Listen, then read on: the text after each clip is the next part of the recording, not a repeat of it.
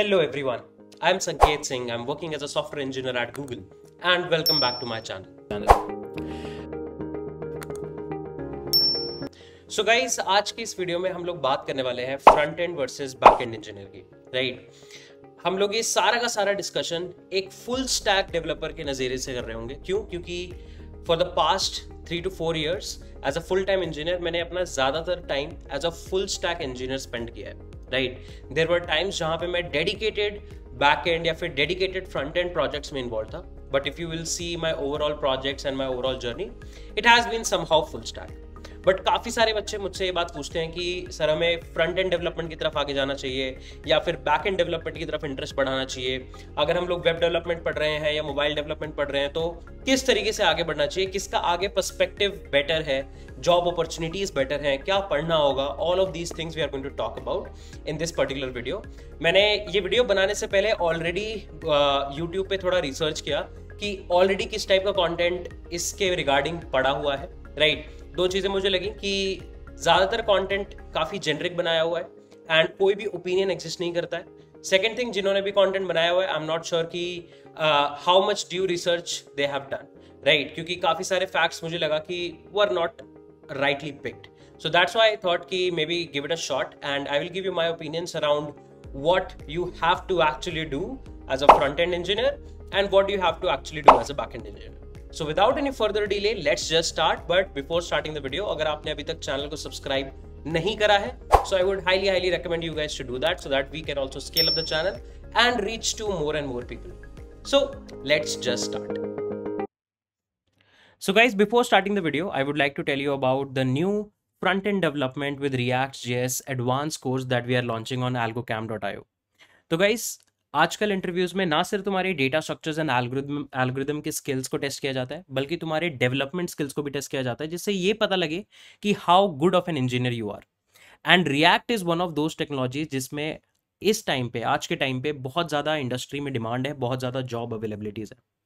And understanding React is one of the top skills that you can gain. That's why AlgoCamp पे I have launched a new course around advanced front-end development with React.js, जिसमें तुम beginner level पे front-end engineering को start करोगे, basics of HTML, basics of CSS, and then you will start with advanced HTML, advanced CSS, and then we will start our journey in JavaScript and then React as well. ये course beginner से absolute advance level पे तुम्हें लेके जाएगा and in fact ताकि तुम्हारी interview preparation में help भी हो, हम लोगों ने इसमें डेडिकेटेड इंटरव्यू प्रॉब्लम सॉल्विंग का पार्ट रखा है, जो हम लोग फ्रंट एंड की इंजीनियरिंग इंटरव्यूज को और उसके क्वेश्चंस को सॉल्व करेंगे। तुम देख सकते हो हम लोगों ने इसमें 20 से ज़्यादा मिनी प्रोजेक्ट्स, 5+ मेजर प्रोजेक्ट्स और 2 कैपस्टोन प्रोजेक्ट्स रखे हैं। तुम वेबसाइट पे जाके courses.algocamp.io/learn/ front end development with React.js पे जाके तुम पूरा का पूरा करिकुलम पढ़ सकते हो। करिकुलम हमने इसी हिसाब से डिज़ाइन किया है कि अगर आप कल को as a React developer job करते हो तो ऐसा भी हो सकता है कि आपको पुराने कोड बेसिस से इंटरेक्ट करना पड़े, और ऐसा भी हो सकता है कि आपको नए प्रोजेक्ट सेटअप करने पड़े। तो आप दोनों तरह के सिनेरियोज के लिए रेडी रहो। इसलिए हम लोगों ने काफ़ी सारी in demand technologies like TypeScript, Next.js, Redux, React.js design patterns, containers, CI/CD और काफ़ी कुछ इंक्लूड किया है। तुम पूरा का पूरा करिकुलम यहाँ पे जाके देख सकते हो। It's a pretty advance course, 5 से 6 महीने कोर्स चलेगा and you will be getting a 5500 days validity. You can use the coupon code FRONT700 to get a flat 700 rupees of.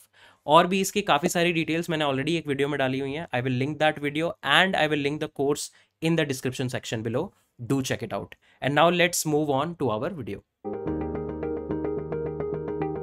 So guys देखो, अब काफी लोगों को ये बात तो ऑलरेडी पता होगी कि फ्रंट एंड इंजीनियरिंग होती क्या है। अगर मैं एक लाइन में बताऊं तो जो भी आप यूआई एलिमेंट या यूजर का एंड देखते हो, फॉर एग्जांपल अगर आप बुक माई शो की वेब पेज खोलते हो तो उस वेब पेज में जो भी इंटरेक्शन आप कर सकते हो, दैट्स द फ्रंट एंड। आप जोमेटो की मोबाइल एप्लीकेशन खोलते हो, उबर की iOS एप्लीकेशन खोलो, आप जिस भी जगह से आप एज अ यूजर एप्लीकेशन, उसकी सर्विसेज, उसके बिजनेस लॉजिक से इंटरैक्ट कर पाते हो, that's front end, right? But कभी भी आप इंटरनेट पे जाओगे, गूगल पे जाओगे और देखोगे कि फ्रंट एंड इंजीनियरिंग में क्या करना होता है, तो पीपल मोस्टली टॉक अबाउट कि अच्छा you have to make UI elements. काफी लोग तो मुझे ये भी कहते हुए दिखे कि फ्रंट एंड थोड़ा इजी होता है, कुछ लोग ने कहा फ्रंट एंड सबसे ज्यादा मुश्किल होता है। Let me talk about what's my opinion on this. देखो, as a front end engineer तुम्हारा एक काफी बड़ा और मेजर पार्ट होता है यूआई एलिमेंट्स बनाना। That is definitely true, right? But apart from that, as a front end engineer तुम खाली यूआई एलिमेंट्स नहीं बनाते, तुम्हारा सबसे इंपॉर्टेंट काम पता है क्या होता है? कि जो यूजर का एक्सपीरियंस है ना, वो जारिंग नहीं होना चाहिए। जारिंग मतलब अगर वो कोई भी चीज कर रहा है उसको किसी तरह की इनकंसिस्टेंसी नहीं लगनी चाहिए, बहुत ही स्मूथ एक्सपीरियंस होना चाहिए, राइट? और इस सब चीजों को ना एनालाइज करना पड़ता है। तुम ऐसा नहीं कर सकते कि अच्छा तुमने 4 बटन बनाए, तुमने एक डिव बनाया, तुमने थोड़े बहुत कार्ड्स बनाए और यूआई बना के बस डिप्लॉय कर दिया।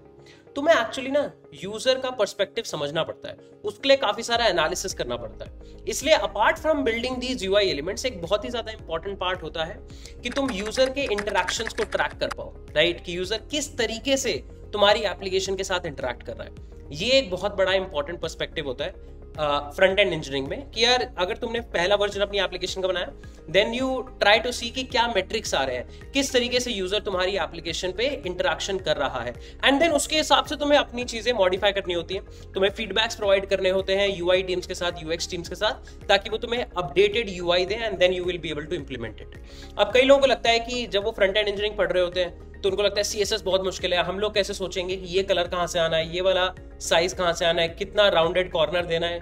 ये सब तुम्हें as a front end engineer नहीं सोचना होता है। As a front end engineer तुम्हें ये जो डिजाइन्स होते हैं ना, कलर्स, फॉन्ट्स, साइजेस, ये सब कुछ यूआई और प्रोडक्ट डिजाइनर्स देते हैं।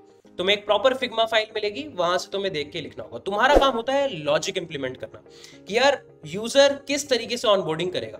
अब कहने के लिए तो बहुत आसान है कि तुम्हें सिर्फ एलिमेंट्स को बिल्ड करना होता है, बट यहाँ पे जब तुम actual end to end product बनाओगे ना, पूरी एक यूजर जर्नी बिल्ड करनी होती है। फॉर एग्जाम्पल, अगर तुम स्पिनी जैसी एप्लीकेशन देखो, स्पिनी में अगर यूजर साइन इन कर रहा है तो काफी इजी है, खाली नंबर से साइन इन कर सकता है। बट अगर तुम कार बाय करने की जर्नी देखो, वो एक बहुत ही बड़ा मल्टी स्टेप फॉर्म है। तुम्हें कार सेलेक्ट करनी पड़ती है, कार के लिए टेस्ट ड्राइव शेड्यूल करनी पड़ती है, फिर तुम एक बुकिंग अमाउंट देते हो, फिर तुम अपनी केवाईसीज करते हो, पूरे एक स्टेप बाय स्टेप जर्नी है। अब इस जर्नी को बिल्ड करते टाइम तुम देख रहे हो काफी सारा यूजर का डेटा तुम्हें स्टोर करके रखना पड़ता है, काफी ज्यादा बैकएंड के साथ इंटरेक्शन करना पड़ता है, क्योंकि अब एक केस ये भी तो हो सकता है कि यूजर ने बीच में अपनी जर्नी मिस कर दी, ऐप बंद कर दी और वापस आया, तो उसको तुम रीस्टार्ट नहीं करा सकते। So you have to always try to see कि किस तरीके से तुम यूजर का एक्सपीरियंस बेटर कर रहे हो, राइट? तुम्हें स्टेट मैनेजमेंट आनी चाहिए, तुम्हें आना चाहिए कि तुम ब्राउजर की कैपेबिलिटीज को कैसे यूज कर रहे हो। और एक काफी इंपॉर्टेंट और काफी मुश्किल पार्ट होता है जो फ्रंट एंड इंजीनियरिंग का होता है कि यार तुम्हारे पास फ्रंट एंड में ना डिवाइसेस बहुत होते हैं। मोबाइल के पर्सपेक्टिव से सोचो तो इतने सारे डिवाइसेस हैं, तुम वेबसाइट के पर्सपेक्टिव से सोचो इतने सारे ब्राउजर्स हैं। अब काफी थोड़े टाइम पहले ही मैं एक एयरलाइन की टिकट बुक कर रहा था, वहां पे मोबाइल में जब मैंने सफारी ओपन किया तो मुझे क्रेडिट कार्ड एंटर करने के लिए जो डायलॉग बॉक्स होना चाहिए ना, वो आ ही नहीं रहा था, बिकॉज सफारी में कई तरह की जावास्क्रिप्ट के फंक्शंस या सीएसएस कैपेबिलिटीज इनेबल्ड नहीं होते हैं पुराने वर्जन में। उसी सेम चीज को जब मैंने क्रोम पे खोला, इट वाज वर्किंग फाइन। तो आजकल के टाइम में अगर तुम as a front end engineer कहीं पे ज्वाइन करते हो तो तुम्हारी ये रिस्पॉन्सिबिलिटी भी होगी कि तुम ज्यादा से ज्यादा कैपेबिलिटीज को मैक्सिमाइज कर पाओ, राइट? तुम्हें काफी इंटरैक्टिव यूजर डिजाइन बनाने होंगे। अगर तुम अच्छी फ्रंट एंड एप्लीकेशंस का एग्जांपल देखो, जैसे canva.com, वहां पे apart from just showing the user a bunch of details about the product, तुम एक्चुअली यूजर को काफी ज्यादा इंटरेक्ट करवा रहे होते हो। So as a front end engineer I believe ना सिर्फ तुम यूआई एलिमेंट्स को देखते हो और उन्हें बनाते हो, बल्कि तुम्हें यूजर का इंटरेक्शन, उसकी मेट्रिक, ये सारा कुछ एनालाइज करना होता है, आगे की टीम्स को फॉरवर्ड करना होता है। अपार्ट फ्रॉम दैट तुम्हें कंपैटिबिलिटी मैक्सिमाइज करनी होती है कि यार ज्यादा से ज्यादा लोगों के साथ कंपैटिबिलिटी हो। एक और बहुत इंपॉर्टेंट पर्सपेक्टिव होता है एक्सेसिबिलिटी का, कि यार जो लोग किसी भी वजह से डिसेबल है वो भी तुम्हारी एप्लीकेशन को यूज कर पाए। ये एक बहुत ही इंपॉर्टेंट पार्ट होता है as a front end engineer तुम्हारे लिए। उसके बाद एक स्मूथ यूजर एक्सपीरियंस, ऐसा नहीं होना चाहिए कि यूजर को लैग आ रहा है, यूजर जब टाइप कर रहा है तो बहुत देर में टाइप हो रहा है, या फिर थोड़े टाइम बाद एप्लीकेशन पे बहुत ज्यादा लोड आ रहा है तो वो सिस्टम पे बहुत ज्यादा लोड डाल रही है। ये सारी चीजें नहीं होनी चाहिए। So I believe this is what you actually do as a front end engineer. अब अगर बैक एंड इंजीनियरिंग के पर्सपेक्टिव से देखा जाए तो देखो यार, बैक एंड इंजीनियरिंग में जो मेन क्रक्स होता है ना, वो होता है बिजनेस लॉजिक। कि यार यूजर किसी भी तरीके से अगर एप्लीकेशन से इंटरेक्ट कर रहा है, उसके इंटरेक्शन पे होना क्या चाहिए, क्या बिजनेस लॉजिक एग्जीक्यूट होना चाहिए, क्या डेटा स्टोर होना चाहिए, यूजर को क्या डेटा दिखाना है, ये सारा लॉजिक हमारा पास बैकएंड में होता है। बैकएंड से ही तुम्हारा सारा डेटाबेस के साथ इंटरेक्शन होता है। अगर तुम कोई थर्ड पार्टी सर्विस यूज कर रहे हो, फॉर एग्जांपल तुमने एक ई कॉमर्स ऐप बनाई और तुमने एक पेमेंट गेटवे इंटीग्रेट किया, तो ये इंटीग्रेशन का पार्ट भी काफी सारा लॉजिक बैकएंड पे इंप्लीमेंटेड रहता है। तो बैकएंड का मेन काम है तुम्हारा बिजनेस लॉजिक इंप्लीमेंट करना। अब इस बिजनेस लॉजिक को इंप्लीमेंट करने के लिए ऐसा नहीं है कि बस तुम्हारे पास एक रिक्वेस्ट आई, तुमने डेटाबेस में रिक्वेस्ट डाली एंड दैट्स इट। अब जितनी ज्यादा बड़ी तुम एप्लीकेशन बनाओगे उतना कॉम्प्लेक्स बिजनेस लॉजिक होता जाएगा, और जितना कॉम्प्लेक्स बिजनेस लॉजिक होता जाएगा उतना ज्यादा एल्गोरिथमिक स्टफ तुम्हें इंप्लीमेंट करना होगा, राइट। तो बैकएंड में तुम कई बार देखोगे काफी सारा एल्गोरिथमिक स्टफ तुम्हें इंप्लीमेंट करना पड़ता है। डेटाबेसेस के साथ तुम जब इंटरैक्ट कर रहे हो तो you have to use a lot of database capabilities, right. तुम्हें देखना होगा कि तुम ट्रांजैक्शंस को कैसे हैंडल करते हो, तुम्हें देखना होगा कि अगर कंकरेंसी आ रही, कंकरेंट रिक्वेस्ट आ रही है तो उसको कैसे हैंडल करते हो, किस टाइप का डेटाबेस तुम्हें रखना है। और बैकएंड इंजीनियर्स के पास ना सिर्फ ये जिम्मेदारी होती है बल्कि एक और जिम्मेदारी होती है अवेलेबिलिटी मेंटेन करने की, कि यार ऐसा नहीं होना चाहिए कि बैकएंड बार बार क्रैश कर रहा है, यूजर एप्लीकेशन को यूज करने की कोशिश कर रहा है बट बैकएंड कोई रिस्पांस नहीं दे रहा। तुम्हें एपीआईज बहुत सारी लिखनी पड़ती हैं, तुम्हें ये देखना होता है कि जो भी तुम एपीआईज लिख रहे हो वो फ्रंट एंड पे सही से कंज्यूम हो, उसके कॉन्ट्रैक्ट्स बनाने पड़ते हैं। तुम्हें डोमेन की बहुत ज्यादा नॉलेज होनी चाहिए। फॉर एग्जांपल मैं स्पिनी का ही एग्जांपल लूं तो जो उसके बैकएंड इंजीनियर्स होंगे ना उनको एंड टू एंड ये नॉलेज होनी चाहिए कि यार अगर एक कार की रजिस्ट्रेशन होने वाली है तो उसकी डिटेल्स कहाँ कहाँ पे स्टोर होनी है, कितनी ज्यादा डिटेल्स स्टोर करवानी होती हैं, एक यूजर के लिए क्या क्या उसको प्रॉम्प्ट्स देना है, ये सारी चीजें ना एज अ डोमेन पर्सपेक्टिव में तुम देखोगे तो ये बैकएंड इंजीनियरिंग में काफी ज्यादा इंपॉर्टेंट। तो जैसे जैसे तुम सीनियर रोल्स पे जाते जाओगे तुम्हारी डोमेन की नॉलेज ना बहुत ज्यादा होती जाएगी। So this is actually what you do as a backend engineer. अब देखो यार, अगर हम बात करें कि किसमें जॉब अपॉर्चुनिटीज ज्यादा है या किसकी सैलरी ज्यादा होती है, तो पहले मैं सैलरी के ऊपर बात करता हूं। तो मैंने काफी सारी वीडियोस देखी, कुछ वीडियोस में ये भी कहा गया था कि यार मतलब फ्रंट एंड की सैलरी बहुत ज्यादा होती है, बैकएंड की कम होती है। कुछ में ये कहा गया था कि बैकएंड की ज्यादा होती है, फ्रंट एंड की कम होती है। अब मैं तुम्हें अपना एक ओपिनियन बता देता हूँ। जब भी तुम किसी भी फ्रेशर रोल के लिए जा रहे हो तो जनरल 99% केसेस में अगर तुम 0 ईयर एक्सपीरियंस हो, जस्ट कॉलेज पास आउट हो, तो तुम्हारा पैकेज फिक्स्ड होता है। ठीक है, तुम as a front end engineer join करो या बैक एंड इंजीनियर ज्वाइन करो, तुम्हारा पैकेज एब्सोल्युटली फिक्स्ड होता है। कोई फर्क नहीं पड़ता तुम फ्रंट एंड वाली टीम में जा रहे हो, बैक एंड वाली टीम में जा रहे हो। अगर तुम एज अ सीनियर इंजीनियर जा रहे हो, मतलब 1 साल एक्सपीरियंस, सीनियर भी नहीं कहेंगे, चलो मिड लेवल पे जा रहे हो, 1 या 2 साल एक्सपीरियंस पे, सीनियर पे जा रहे हो 5 साल या 6 साल एक्सपीरियंस है उससे ज्यादा पे, यहाँ पे डिपेंड करती है तुम्हारी नेगोशिएशन। तुम जितना ज्यादा एचआर से नेगोशिएट करोगे तुम्हारा उतना बेटर पैकेज होगा। अब वो नेगोशिएशन तुम देख लो कि तुम फ्रंट एंड वाले रोल में कर रहे हो तो हो सकता है तुमने नेगोशिएशन बहुत अच्छी करी और तुम्हारे को फ्रंट एंड में ही बहुत ज्यादा पैकेज मिल गया। अगर तुम्हारा कोई बैक एंड वाला रोल है तो वहां पे तुमने नेगोशिएशन करी, वहां पे तुम्हें बहुत बढ़िया पैकेज मिल गया। तो ये चीज सोचना कि किसकी सैलरी बेटर है किसकी नहीं है, बहुत ही बेकार चीज है, मेरे को ऐसा लगता है। क्यों? क्योंकि तुम्हारी नेगोशिएशन स्किल और तुम्हारे इंटरव्यू पे डिपेंड करता है। तुम्हारा इंटरव्यू बिल्कुल ही तोड़ू फोड़ू हुआ है ना, तो तुम्हें फ्रंट एंड में भी बहुत ज्यादा सैलरी मिलेगी, बैक एंड में भी बहुत ज्यादा सैलरी मिलेगी। तुम्हारा मीडियोकर हुआ है तो तुम ज्यादा नेगोशिएट कर ही नहीं पाओगे। फ्रेशर हो तो ऑलरेडी एक सेट बार होगा कि यार तुम्हें यही सैलरी मिलने वाली है। ये वाली चीजें काफी ज्यादा मैटर कर रही होती है। अगर मैं बात करूं कि किसके अपॉर्चुनिटीज ज्यादा है, तो देखो यार डिपेंड करता है कि तुम किस टाइप की कंपनी में जा रहे हो। अगर तुम बिल्कुल ही एकदम फ्रेशर स्टार्टअप लेवल पे जा रहे हो कि यार मतलब बिल्कुल ही अर्ली स्टेज स्टार्टअप है, तो मोस्टली दोनों में सिमिलर टीम साइज होगा, 3-4 लोग फ्रंट एंड के होंगे, 3-4 लोग बैक एंड के होंगे, राइट। अगर तुम किसी कंपनी में जाते हो, फॉर एग्जांपल माइक्रोसॉफ्ट में जाते हो, तुम अमेजॉन में जाते हो, यहाँ पे तुम्हारे डिपेंड करेगा कि तुम्हारी टीम कैसी है। यार अगर तुम्हारी टीम ऐसी है जिसका बहुत ही यूआई हैवी काम है, फॉर एग्जाम्पल मान लो तुम अमेजॉन में म्यूजिक की टीम में हो या प्राइम की टीम में हो, वहां पे यूआई पे भी बहुत ज्यादा हैवी काम है, तो वहां पे यूआई के इंजीनियर्स मतलब फ्रंट एंड इंजीनियर्स और back end engineer equal proportion में होंगे। बट मान लो तुम अमेजॉन की ट्रांसपोर्ट टीम में जा रहे हो जो सारे ट्रांसपोर्ट और लॉजिस्टिक्स के लॉजिक को लिखती है, वहां पे ज्यादा यूआई एलिमेंट्स नहीं होंगे, तो वहां पे हो सकता है बैक एंड की टीम ज्यादा हो। अगर तुम एक ऐसी टीम में जाते हो जो may be online flow chart का टूल बना रही है, वहां पे हो सकता है यूआई के इंजीनियर ज्यादा हो। तो डिपेंड करता है तुम कैसी टीम किस टाइप के प्रोडक्ट में जा रहे हो। अगर तुम देखो स्टार्टअप्स में तो फ्रंट एंड में भी एक अच्छा पूल ऑफ इंजीनियर्स एग्जिस्ट करता है। वेब इंजीनियर्स होते हैं, वेब फ्रंट एंड वाले, मोबाइल इंजीनियर्स होते हैं, उसमें भी आईओएस की कभी कभी टीम अलग होती है और एंड्रॉइड की टीम अलग होती है। तो दोनों में आई वुड से कि डिपेंड करता है तुम किस टाइप के प्रोडक्ट को एक्चुअली टैकल कर रहे हो या फिर किस टाइप की कंपनी में अप्लाई कर रहे हो। So in my opinion if you learn any of this it's going to be a very very good opportunity to build up your career in software engineering. अब देखो यार, अगर तुम ये सोच रहे हो कि तुम्हें पढ़ना क्या होता है फ्रंट एंड करने के लिए या बैक एंड करने के लिए, तो एक सीधी सीधी बात मैं बता दूं, अगर तुम फ्रेशर हो, बिल्कुल ही 0 ईयर एक्सपीरियंस के साथ जा रहे हो, तो कंपनी में तुम जिस टीम में लाई करोगे, जिस टीम में तुम सेलेक्ट किए जाओगे, उस टीम के रिक्वायरमेंट के बेसिस पे डिसाइड होगा कि तुम फ्रंट एंड रोल में जा रहे हो, बैक एंड रोल में जा रहे हो, राइट। 50 to 60% टाइम ऐसा हो रहा हो। कई सारी कंपनीज हैं जैसे उबर है, वो फ्रंट एंड की हायरिंग अलग कर दी है, बैक एंड की हायरिंग अलग कर दी है। तब तुम्हारा पहले से डिसाइडेड होगा कि अच्छा तुम बैक एंड की टीम में ही जा रहे हो। वरना 99% केसेस में क्या होगा, तुम सॉफ्टवेयर इंजीनियर रोल पे होगे और फिर बेस्ड ऑन द टीम तुम्हारा फ्रंट एंड या बैक एंड का काम होगा। अब ऐसा अगर तुम कॉलेज फ्रेशर देख रहे हो तो मेरे को लगता है कि तुम्हें दोनों की सही सही नॉलेज होनी चाहिए।